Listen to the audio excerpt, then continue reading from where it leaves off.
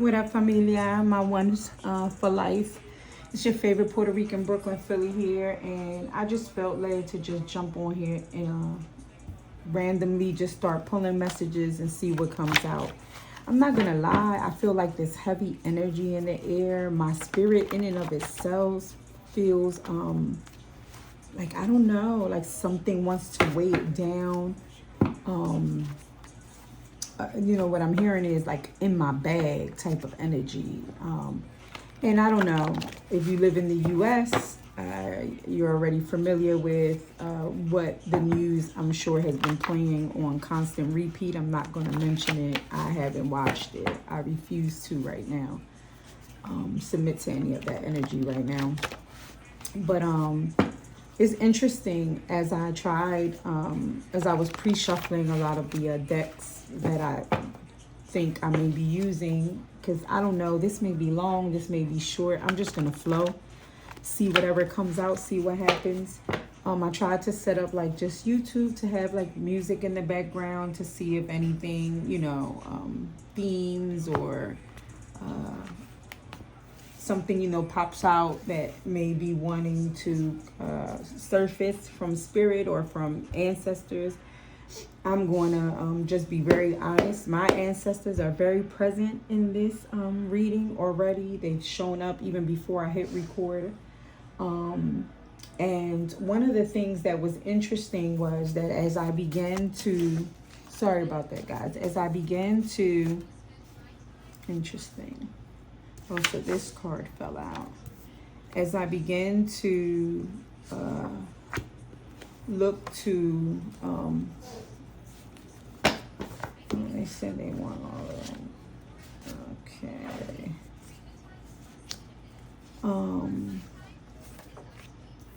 You know, trying to begin to record or, you know, attempted to put on YouTube. I thought that it wanted something like an R&B playlist. There was a specific song by Brandy, not Almost Doesn't Count, Have You Ever? And it was just the videos would not play. They kept just spinning. And I was just wondering what was happening. Why, you know, why isn't the anything playing right now? And it was like reflective of like the energy that things are just spinning, you know, like this round and round circle. I'm not sure. But that came, you know, that became evident. And it almost wanted to knock me off my energy, so to speak, again. But for some reason, thankfully, it didn't like, you know, perturb me. I don't know. That's interesting. I'm using that word, but it just became more of symbolism. Again, that spinning wheel, like it just, there's no beginning, but then there's no end. There's no resolution. It's not playing. It's not doing anything. It's just spinning. So something about going in circles, right? So that's the energy. I tend to pull these just to see what kind of themes spirit wants to speak about initially. So the first card that came out is, and I'll read it, I'm not sure if people can see it, allowing divine love to love you. The feminine aspect, heart wide open, ready, willing, and able to receive. Put on my love, let my love adorn, let me provide, be your stand, enhance what's already beautiful. Prepare, make ready, put in order versus disorder or apart. So unification. When I made this index card, I literally was thinking about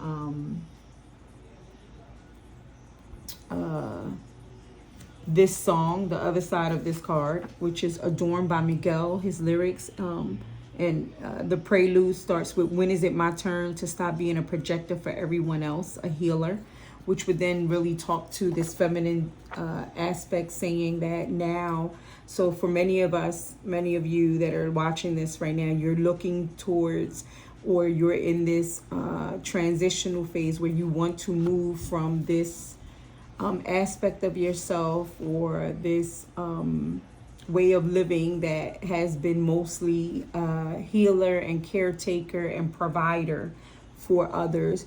I mean, I know, I want to say, because of my own experience as a Black brown woman, that of course, in particularly in our communities, but it is the reality that all women, right? But there is this imbalance that tends to happen, and it's almost, what I'm hearing is, we're reared from childhood, right, to kind of behave in that way, right? The mother takes care of the children, takes care of the housework, takes care of the husband, takes care, even I'm hearing the Proverbs 31 woman. If you follow like Christian religion or ideology, that psalm right there has been taken out of context, and particularly by patriarchal societies, to imply that that's the woman's role, and a good virtuous woman would be about, because she's doing a lot in Proverbs 31, right? I'm being told to pull it up. So in Proverbs 31, she goes out into the community and she handles the business there. She handles business at home. She's overseer over the servants. I mean, she's multitasking, right? So I'm just now hearing like this hustle culture, this chase the bag, this, a woman can do it all, Now I'm thinking of that movie, is it Girls Trip? Yeah, with Queen Latifah and them, where one of the friends was the author, and she was saying, yeah, I want it all. I can do it all, right? I can have the man and the career. And it's just this, and I'm not negating, maybe that is possible for many. I'm not sure. But seems to be this, for whoever this message is for, they're no longer wanting to be in this give mode. They now want to be more in this receptive mode, right? To be able to, and it's interesting because I remember writing receive, and then I heard receive, and I heard receive. It was like the power of three, right? And then repeating it almost to like ingrain it in my spirit, because I know for myself, I've struggled with that, right? I know, ever since, I can remember, I mean, and I usually tend to think back to about the age of 5.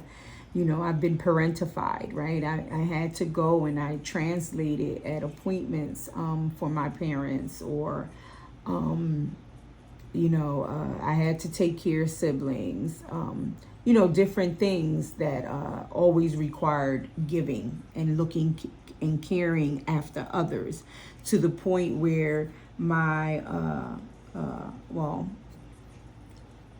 many of you who are watching have experienced this, to the point where your feelings, your needs, your wants, your desires were ignored, repressed, or dismissed, right? And every time you attempted to make them known or request them in any way, you were meant to feel bad, selfish, guilty, shamed for it. It was almost like, to the point now that here you are as an adult, and, things like desires or wants, not to mention needs, right? For you to request them or ask them. So I'm hearing even some of you, to ask even like family members, your own children, your own partners sometimes, well, can you do this? You feel like you have to kind of backdoor it. You can't directly ask for it because it seems like you're either going to experience some form of rejection, or the need is not going to be met. The fear is already there. So it goes that deep, is that ingrained, and we're just on card number 1, but there's something about spirit, your ancestors saying that it's time now to allow divine to love on you, right? Not to say that a divinity hasn't been loving on you all this time. I'm sure, many of you have felt it and are aware of it, but it's different somehow this time. There is this sense of,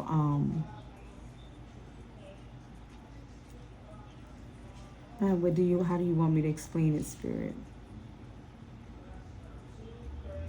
Yeah, I'm hearing it's like divinity loves you and is really proud of you, your ancestors as well, and all that how far you have come and all that you have accomplished.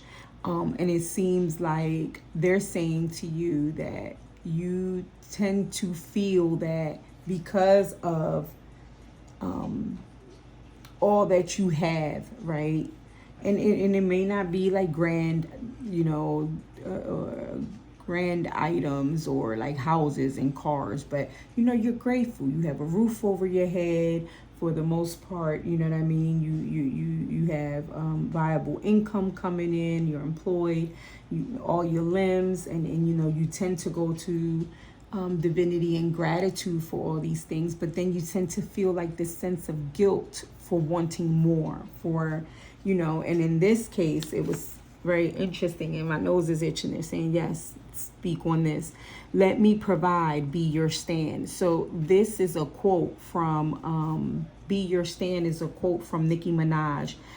She played a minor role as assistant to one of those ladies, the Charlie's, that played the Charlie's Angel, the blonde one, in a movie where she was dating some guy that I think was dating multiple women.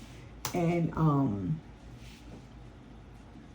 there's this line in this scene where she tells the blonde, her boss, like, girl, you look stressed out or something like that. And she responds to her, well, something, and she says, no, I gotta stand for that. You know what I'm saying? I'm just here because this gives me some nice little side change and I enjoy doing it. But Stan, whoever her Stan was very much her provider and provided her with all of the financial and material and basic needs that she needed, to the point where she didn't have to feel the stress and the pressure of the obligation of having to work, because she had to pay the mortgage, or she had to pay the car note, or she had to be able to eat or whatever. So there's this sense of, I'm hearing from spirit, of this scarcity, this fear, right? That if you don't do, give, work, act, that everything is going to implode, that maybe it will revert you back to times, maybe I'm hearing for some of you in your childhood, where you did struggle with finances, where you did find yourself homeless, where you didn't know necessarily where your next meal was going to come from, where you did probably see your parents struggling, or you came up in a single parent household and you saw the trials. And for many of you, I'm hearing you've worked really hard to get out of that, to overcome a lot of that, those spaces and places, right? By, quote unquote, getting the education or the skill sets that you needed to be able to get the job that then can afford you the comfortability of mostly your basic needs being met. But there's this era now, this chapter, this transition that they want you to go into, where you're no longer needing to worry about those basic needs and how they're going to be met. I'm hearing you'll be in the overflow, right? And I'm just looking at the computer screen because remember they told me to pull up Proverbs 31, and I don't want to lose. And yeah, they're telling me go straight to the New King James versions, right? And this is talking about, interesting, it says the words of King Lemuel's mother, right? So there's this whole, I'm hearing mother wounds, trigger warning. I'm hearing this whole ideology, this whole belief system that to get a stand, right, to receive is not motherly. It's not, and then, when we hear mother, right, most of us think of like righteousness, righteous women, like Mother Mary, Jesus, Isa alayhi salam, Yeshua's mother, or in this case, King Lemuel's mother, right? We think of Khadijah,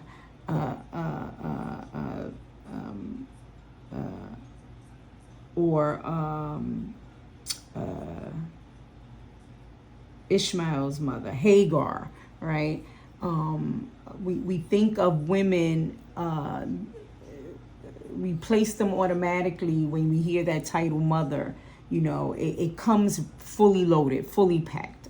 That's what they're just saying, with so much attached to it, like with this Proverbs 30 thing. So it says, what my son, and what son of my womb, and what son of my vows. Do not give your strength to women, nor your ways to that which destroys kings. What? It is not for kings, O Lemuel. It is not for kings to drink wine, not for princes intoxicating drink, lest they drink. Give strong drink. Wait a minute. I think I clicked on the wrong thing. Or maybe this is it. This is how it begins. Yeah, that is the beginning. So see, even there, it's telling them not to give themselves unto women, and that they're going to... Oh, wow, that's very interesting. I forgot about that. We usually start at verse 10. Who can find a virtuous wife? And it's posed as a question, right? So it's already setting up that, to begin with, be suspect of women. Most of them will not be virtuous, and they're hard to find, right? So it's already setting up, I'm hearing this chasm, right? Talk about anxiety. Talk about patriarchy at its best, right? Talk about a setup from inception. I'm hearing like from birth.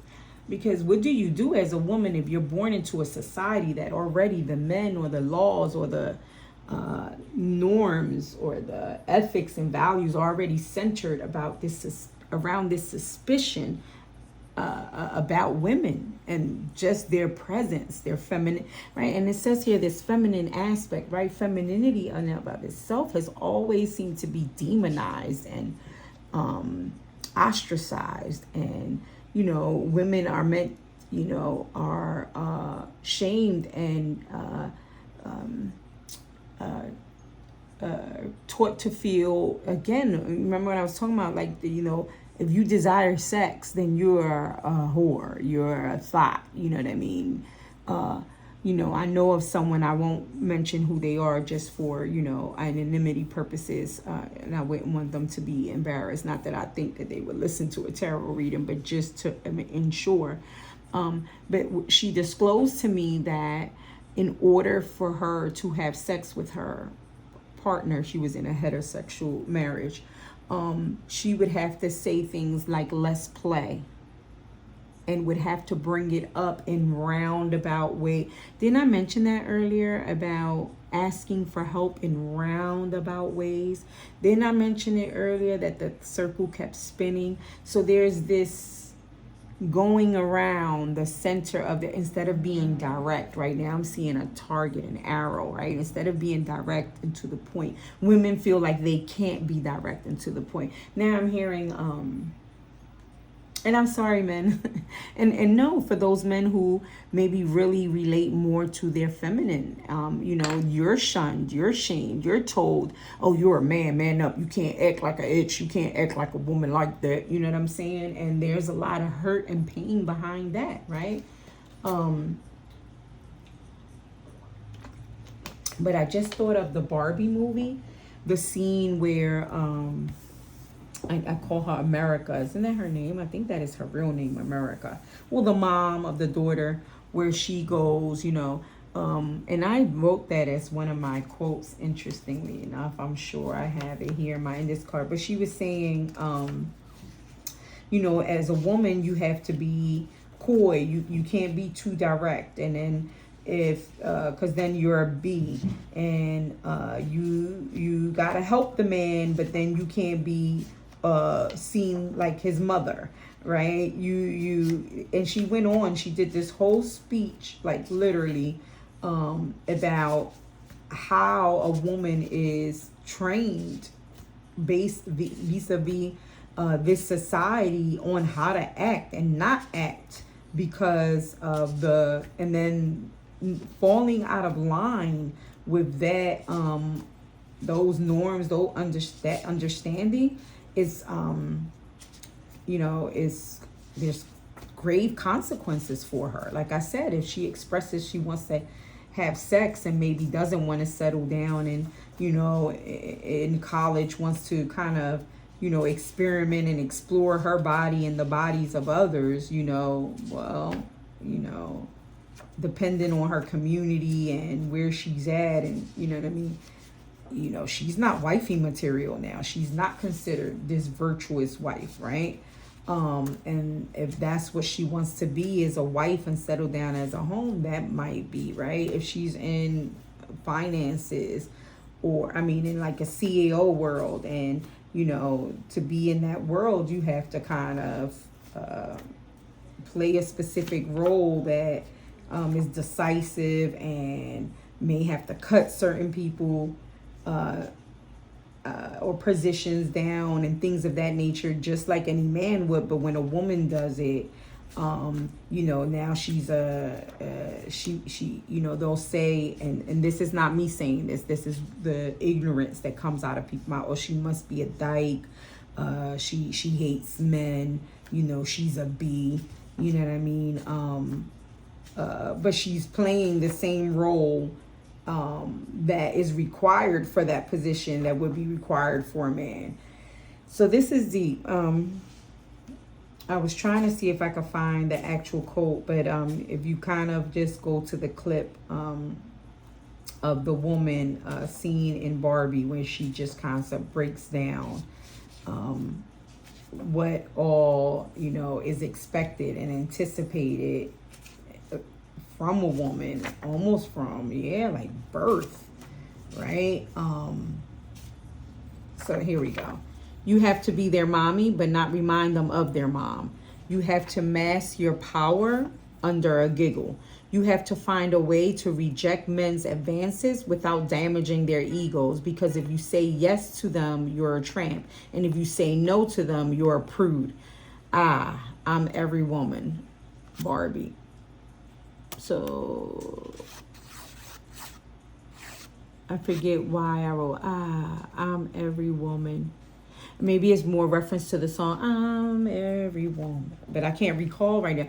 But yeah, this is what brought to mind just now, is this whole, I'm hearing power dynamic and this just struggle to kind of like, I'm hearing, do you see the schism that this creates? Do you hear the masking that this create? How can one be authentically themselves and not just even themselves with their own personality and their character, but it's literally denying their femininity, their womanhood, right? And I'm hearing, where the F you do that at, right?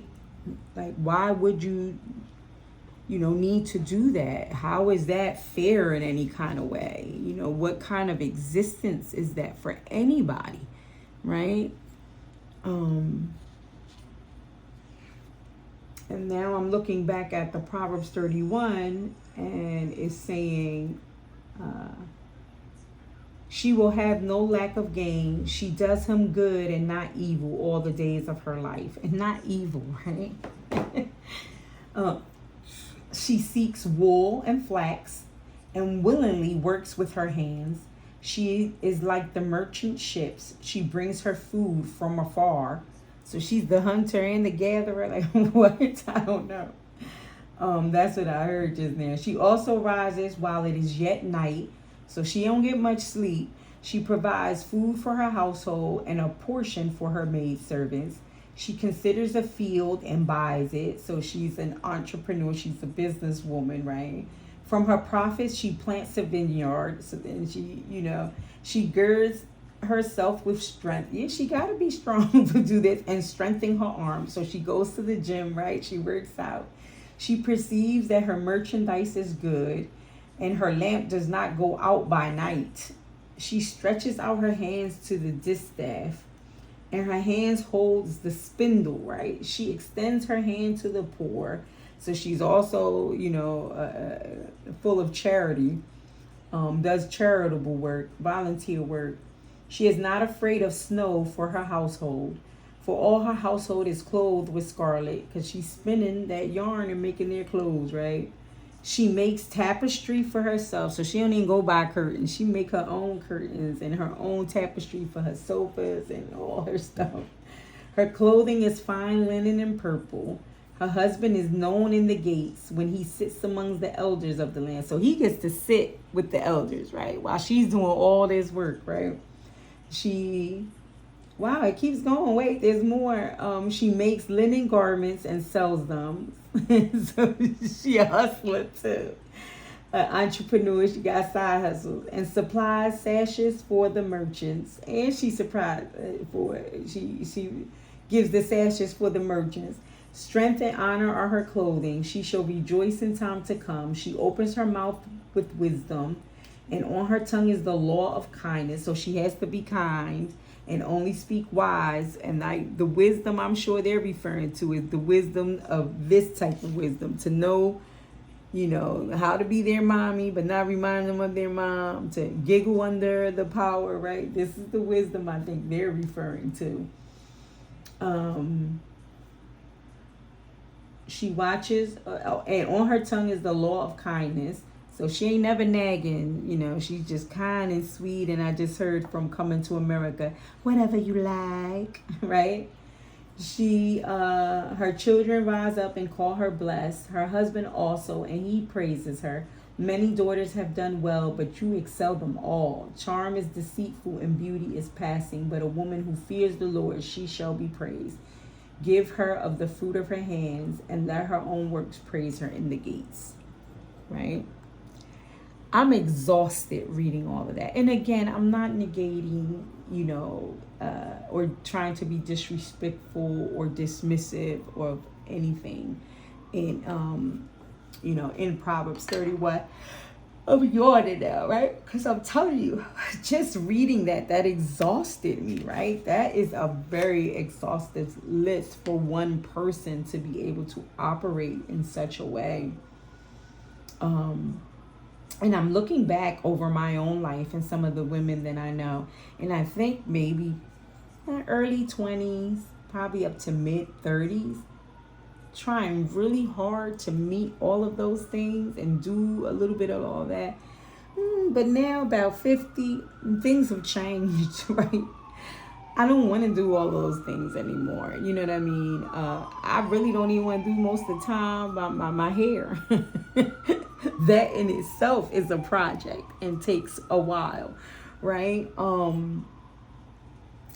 So it's just very interesting. Okay, move on.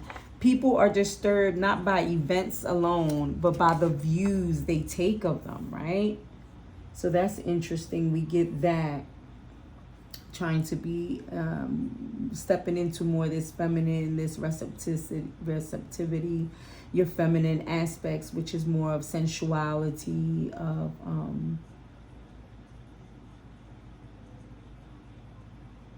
of receiving healing, and not just being the healer for everybody, of knowing when to be vulnerable and ask for help, and not feeling like you have to be superwoman and do everything by yourself. And I'm hearing this will disturb a lot of people, right? And it's not so much because of the event, right? Your act of saying no, or your act of now saying, no, I'm going to, fulfill more of my desires and my needs, but because of how they view that act, that event, right? Their perception of that, which is usually negative, particularly when it comes down to femininity, right? And or this, they're saying make it more broader, even though we're starting with femininity, but just even this capital